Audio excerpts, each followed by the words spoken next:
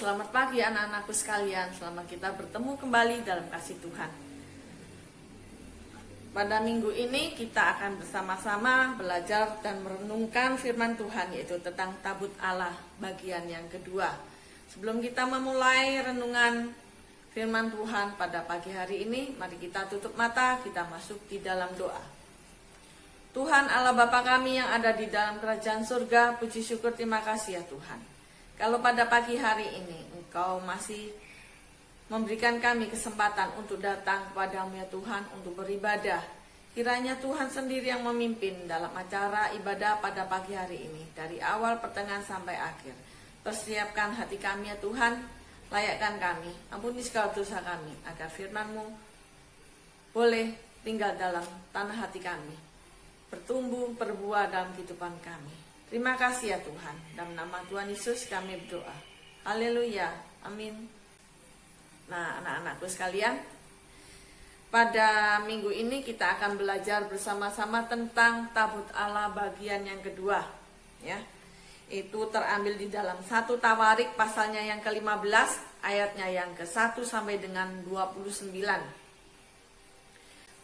Kira-kira kalian apa masih ingat? Yaitu tentang pemindahan tabut Allah yang pertama, di mana Raja Daud ingin membawa kembali tabut Allah itu ke Yerusalem. Bagaimana tabut Allah itu dibawanya? Dengan cara apa? Apa yang terjadi dengan Usa ketika lembu-lembu itu tergelincir? Kemudian sekarang tabut Allah itu ada di mana? Pasti kalian masih ingat ya. Tabut Allah itu dibawa dengan pedati, ditarik 2 ekor lembu. Kemudian apa yang terjadi dengan Usa? Ketika kereta itu tergelincir ya, Usa disambar oleh Tuhan karena dia menahan tabut Allah itu dengan kedua tangannya. Yang ketiga, tabut Allah itu kini berada di rumah Bapak Obed Edom. Nah, sekarang kita akan belajar bersama-sama tentang pemindahan tabut Allah bagiannya yang kedua. Setelah istana Daud sudah selesai dibangun oleh Raja Hiram ya, dari mana kemarin?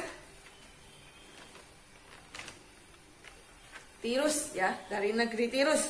Nah, ya.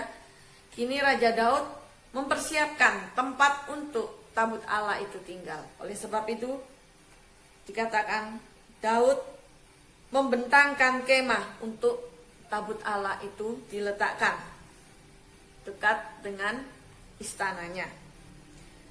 Lalu apa yang dilakukan oleh Daud?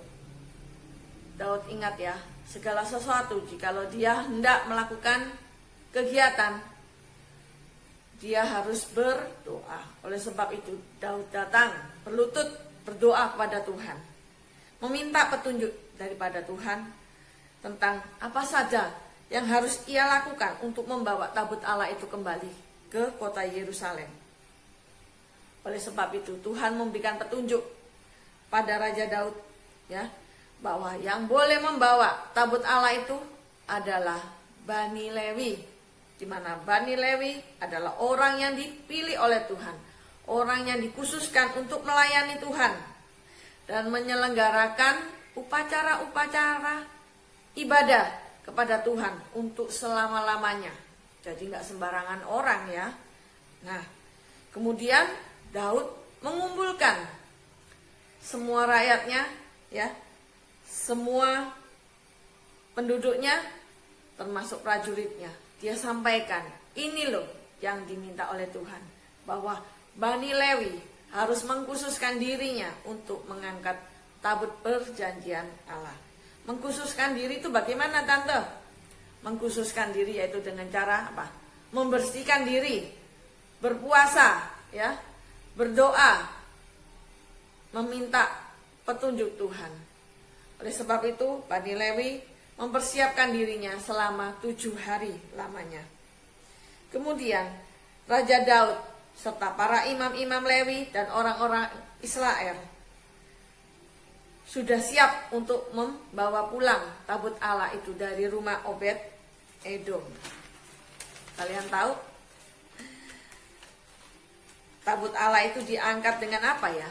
Ternyata dengan gandar pengusung di atas bahunya, yaitu seperti kayu, ya, kayu panjang untuk dipikul. Mereka berjalan menuju Yerusalem dari rumah Obed-Edom, diiringi dengan bunyi-bunyian, yaitu musik. Ada kecapi, ada gambus, ada ceracap, ya, dan semua para penyanyi, ya, khusus untuk memuji nama Tuhan. Wah, meriah, ya, sungguh meriah, luar biasa saat itu. Raja Daud sangat bersukacita. Dia memuji nama Tuhan dengan sekuat tenaga bersama dengan orang-orang Israel yang lainnya. Bahkan Raja Daud tidak malu-malu loh untuk menari di hadapan Tuhan. Dia menari karena tabut Allah boleh diangkut sampai ke Yerusalem tanpa mengalami masalah. Ketika tabut Allah itu sampai di gerbang Yerusalem, ya, mereka masuk.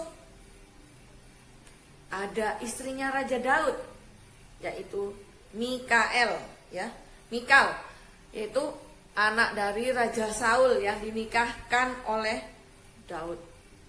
Dia melihat dari jendela istana, melihat ke bawah, melihat kerumunan orang banyak yang begitu ramai bersukacita menyambut kehadiran tabut Allah.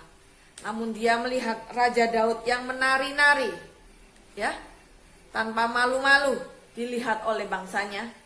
Dia menganggap rendah dalam hatinya kepada Raja Daud. Kira-kira boleh enggak kalau orang suka menganggap rendah, yaitu menganggap hina orang lain, apalagi pada saat orang itu sedang memuji memuliakan nama Tuhan dengan sukacita. Enggak boleh, ya.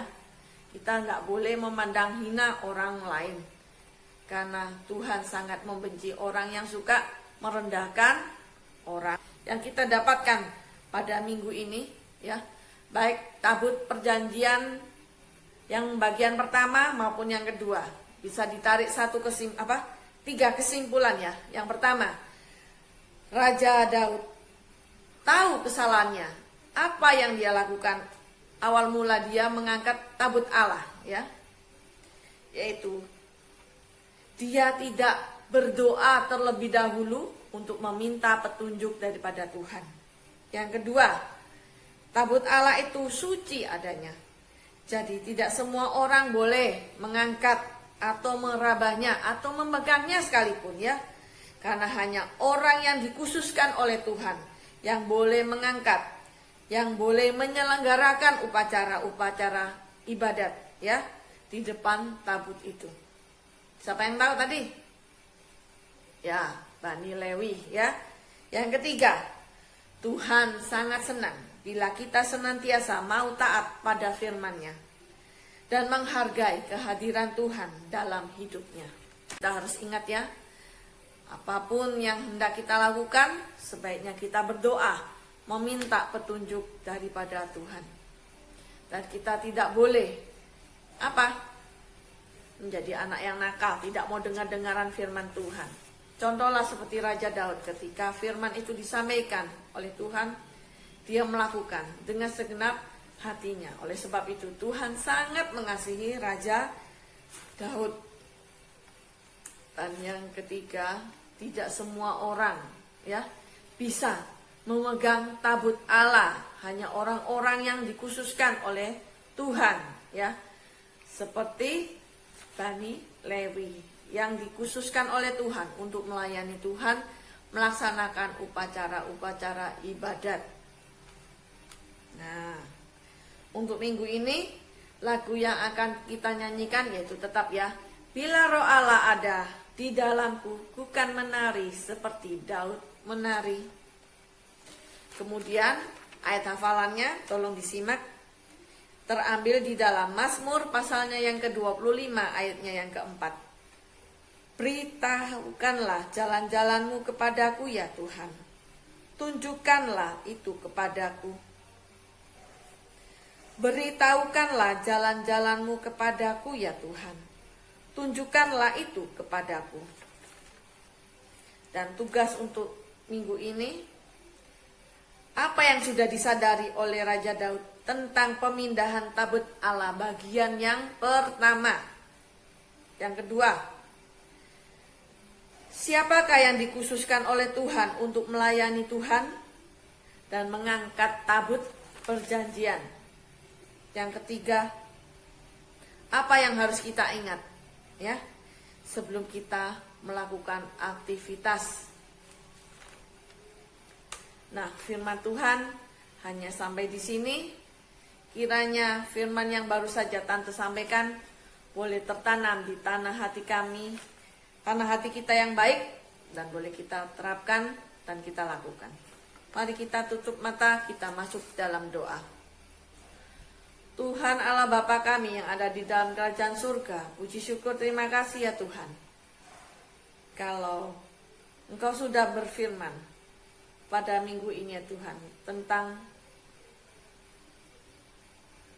pemindahan tabut Allah yang dilakukan oleh Raja Daud, yaitu Engkau menghususkan orang-orang khusus untuk melayani Engkau. Biarlah kami boleh juga belajar menghargai ya Tuhan setiap ketetapan-Mu ya Tuhan. Di mana jikalau kami hendak beribadah padamu, maka kami pun harus mengkhususkan diri kami juga ya Tuhan, yaitu untuk mempersiapkan diri berdoa, bila perlu berpuasa ya Tuhan, karena Engkau adalah Allah kami yang maha suci, Allah kami yang kudus. Kami tidak boleh melakukan hal-hal yang tidak baik di hadapan-Mu. Tuhan, ajar kami untuk senantiasa berdoa sebelum kami melakukan segala aktivitas kami. Ajar kami ya Tuhan untuk senantiasa dengar-dengaran firman-Mu seperti Raja Daud lakukan. Terima kasih ya Tuhan. Dalam nama Tuhan Yesus kami berdoa. Amin. Selamat pagi, selamat hari Sabat. Tuhan Yesus memberkati.